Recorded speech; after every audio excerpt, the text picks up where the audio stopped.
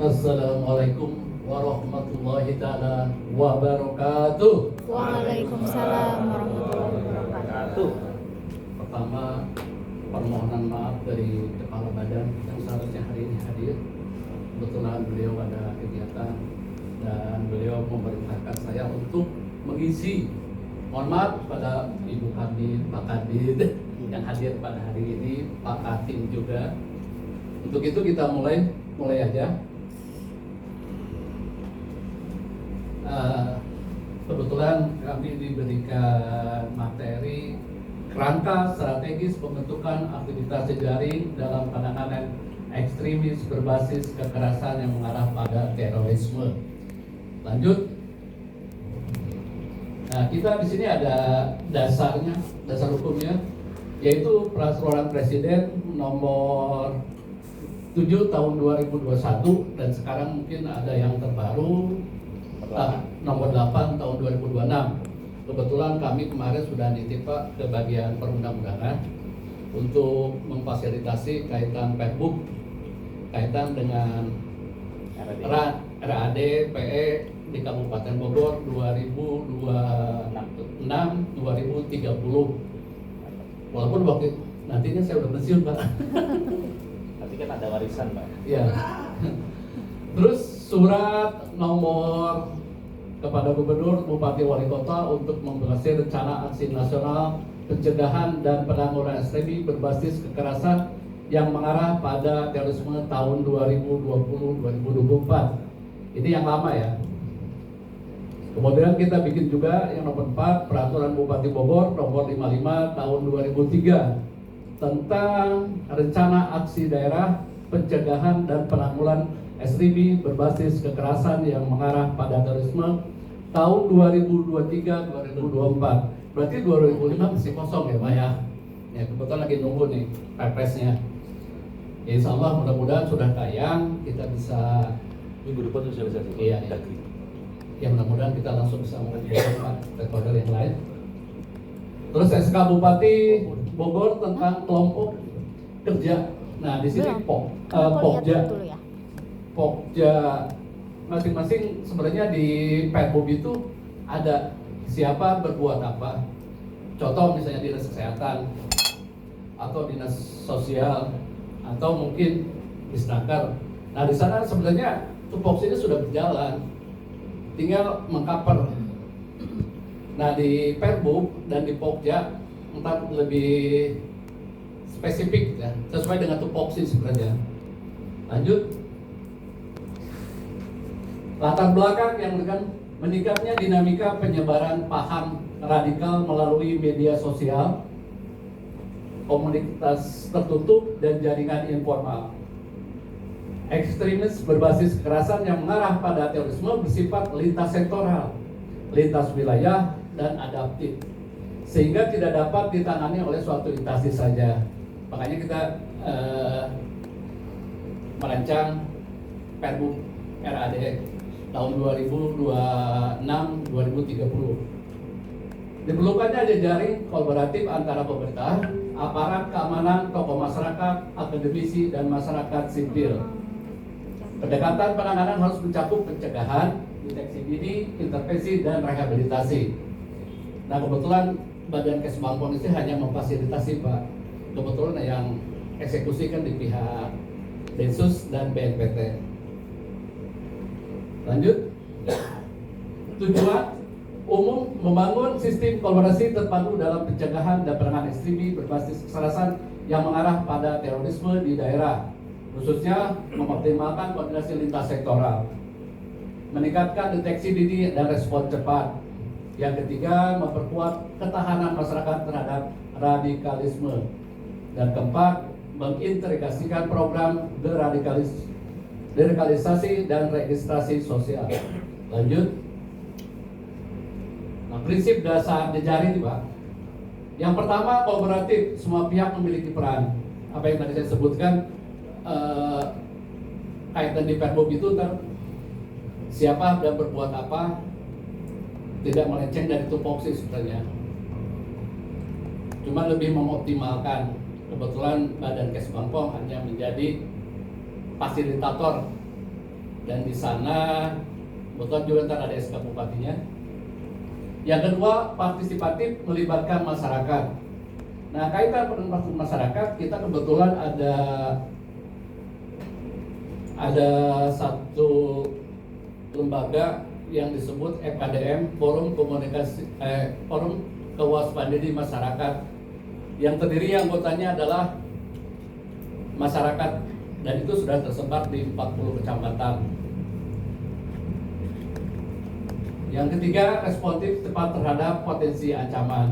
Makanya beberapa kali kita mengadakan penyuluhan kaitan dengan bahaya terorisme, menghadirkan mantan teroris, dan kita mengambil sampel dari beberapa sekolah. Terus yang kedua juga dari penyuluh agama. Terintegrasi, tidak berjalan parsial. Mas, selama ini kita banyak bekerja sama dengan pihak BNPT, Densus 88, Polri, Kodim, berbasis data dan informasi. Ini yang jadi masalah kadang-kadang. Berbasis data dan informasi. Kadang kami juga datanya belum lengkap, Pak. Makanya kami banyak bertanya ke Densus sama BNPT. Kebetulan kemarin Pak Komang yang hadir ya Pak ya. Ya, ternyata di Kabupaten Bogor sudah hampir 50 orang dengan keluarganya yang sudah terpapar, yang sudah kembali atau sudah hijau. Menghormati HAM dan kearifan lokal. Lanjut. Tahapan yang pertama, pemetaan stakeholder. Identifikasi aktor kunci di wilayah. Analis peran, pengaruh, dan potensi kontribusi. Yang dua, konsolidasi dan koordinasi rapat lintas sektoral dan penanganan komitmen bersama. Yang ketiga, pembentukan struktur jejaring, penetapan koordinator, pembagian tugas dan fungsi. Nah, di Perbup itu nanti ada pembagian tugas siapa dan berbuat apa. Kemudian keempat, penyusunan SOP dan mekanisme kerja, terus alur komunikasi, protokol penanganan kasus, sistem pelaporan. Yang kelima, penguatan kapasitas, pelatihan deteksi dini, literasi digital, dan peta narasi. Nah, kaitan dengan penguatan kapasitas dan pelatihan deteksi dini, literasi kita, Kesbang beberapa kali menyelenggarakan kaitan dengan penanganan bahaya teroris di Kabupaten Bogor. Tahun kemarin kita ada 2 angkatan.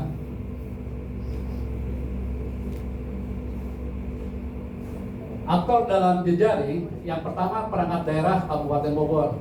Apa yang saya sebut tadi di beberapa perangkat daerah, diantaranya misalnya Dinas Kesehatan, BPJS, kemudian Dinas Sosial, Disnaker, dan yang lain-lainnya. TNI Polri beserta aparat penegak hukum lainnya. Makanya kita banyak bekerja sama dengan Densus dan BNPT. Terus yang ketiga, lembaga instansi vertikal seperti BNPT dan sebagainya. Tokoh agama, tokoh masyarakat, dan tokoh pemuda. Kebetulan di kami ada satu lembaga yang disebut FKUB, Forum Kerukunan Umat Beragama, yang terdiri dari beberapa agama yang menjadi tokoh-tokoh dan menduduki jabatan di FKUB. Tokoh agama, tokoh masyarakat, dan tokoh pemuda, organisasi kemasyarakatan atau NGO, dan elemen masyarakat lainnya. Terus kemudian kita juga aktif mungkin dengan Diskoinfo ya, kaitan dengan media dan platform digital lainnya. Lanjut. Strategi aktivitas jejaring. Pertama, deteksi dini. Ini pemanfaatan intelijen sosial, pelibatan masyarakat, warning system. Kebetulan di kami ada 2 lembaga yang dibentuk dengan SK Bupati, yaitu pertama tim kewaspadaan dini yang diketuai oleh Pak Bupati sendiri. Kebetulan Kesbang menjadi sekretaris pelaksana harian. Nah, di sana ada juga lembaga lain yang mungkin bisa di-share.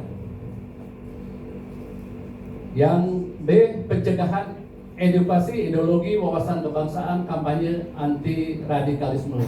Kebetulan kami punya program khusus untuk Forkopimda Go to School. Selain kaitan dengan wawasan, kita juga bersama dengan BNN masuk ke sekolah-sekolah yang mudah-mudahan di tahun 2006 ini lebih optimal. C. Intervensi pendekatan persuasif terhadap individu rentan penanganan konflik sosial. D. Pencegahan hukum sinergi dengan aparat keamanan. E. Rehabilitasi dan integrasi pendampingan narapidana terorisme, pemberdayaan ekonomi dan sosial. Apa yang disebut dengan tadi dari Pak Aris, kebetulan di tanggal 8 ya, April akan mengadakan kaitan dengan peningkatan kapasitasnya mungkin ya Pak ya, kaitan dengan ekonomi. Nah, selanjutnya mekanisme koordinasi jejaring. Ini forum rutin atau bulanan triwulan. Sistem komunikasi cepat. Kebetulan hari ini kita baru tahap melalui WA Group. Kebetulan kami juga kan, personel kami di Kesbangpol itu kan tidak punya cabang di daerah atau di kecamatan. Makanya kami bikin jejaring Pak, dari Babinsa, Babtipmas, terus Linmas, terus juga jejaring masuk di dalamnya FKDM juga. Dan sekecil apapun informasi yang kami dapat, kami olah, dan kalaupun itu sudah A1 baru kami melaporkan kepada pimpinan.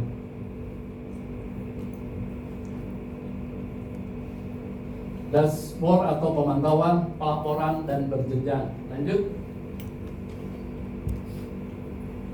Contoh kasus Pak, pada awal tahun Forum Kewaspadaan Dini Masyarakat atau FKDM Kecamatan menerima laporan dari tokoh masyarakat mengenai adanya kegiatan kajian tertutup yang diikuti sejumlah pemuda desa. Materi kajian mengandung narasi anti Pancasila dan NKRI, penolakan terhadap sistem pemerintahan, pembenaran tindakan kekerasan atas nama agama.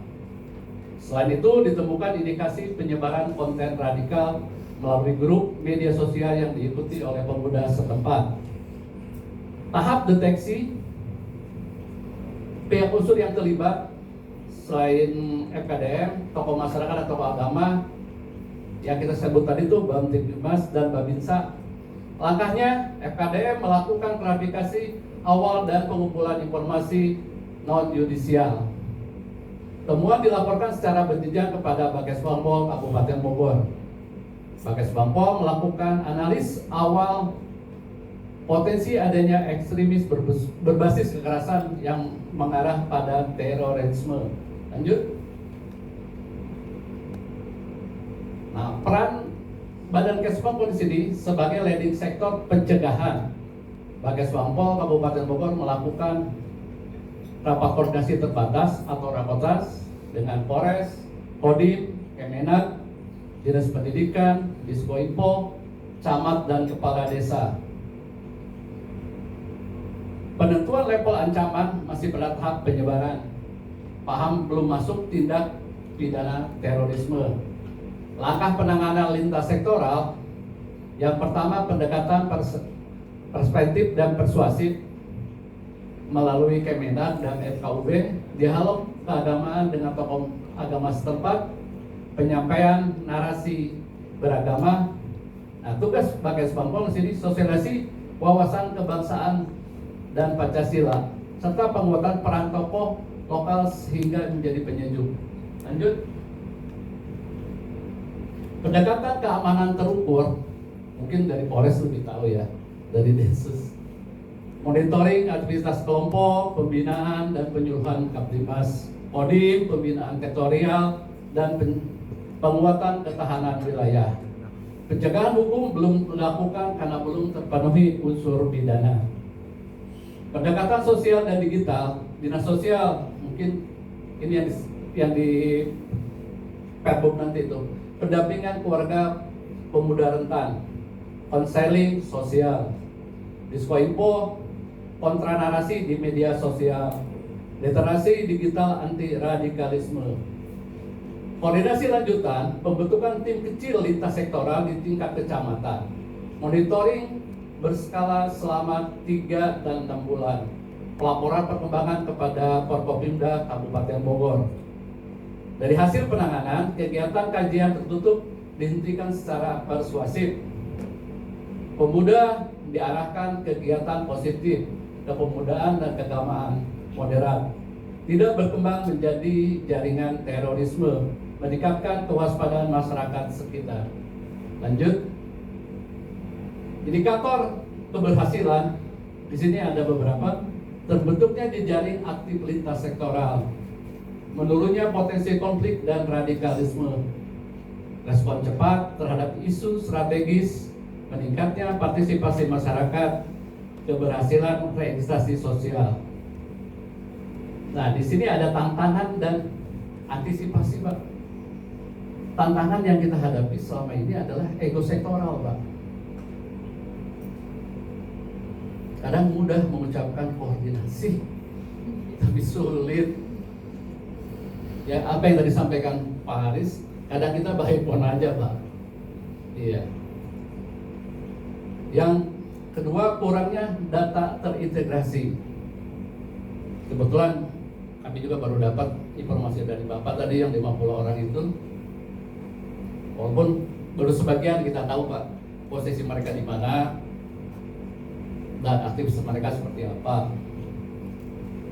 Minimnya literasi masyarakat, penyebaran hoaks dan propaganda digital. Ini yang sulit yang kita hadapi. Mungkin di media ya, khususnya anak-anak sekarang bisa main media di TikTok, Instagram.